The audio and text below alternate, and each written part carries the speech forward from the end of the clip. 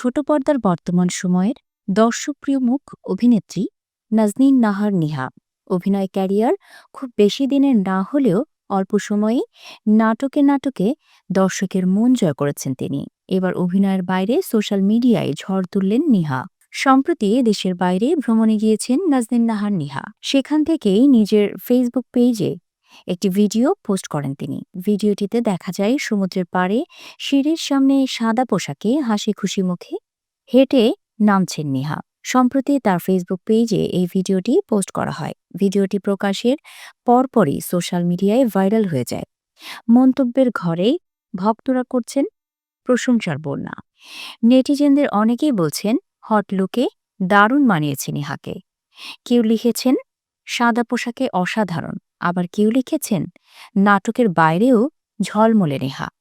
২০২৩ সালের ঈদ উল ফিতরে প্রবীর রায় চৌধুরীর পরিচালনায় লাভ সেমিস্টার নাটকের মাধ্যমে অভিনয়ে অভিষেক ঘটে নাজনীন নাহার নিহার। এরপর একের পর এক নাটকে অভিনয় করে তিনি অর্জন করেন দর্শকপ্রিয়তা। চলতি বছরের কোরবানি ঈদে তার অভিনীত নাটক আশিকি ইউটিউব ট্রেন্ডিংয়ের শীর্ষে জায়গা করে নেয়।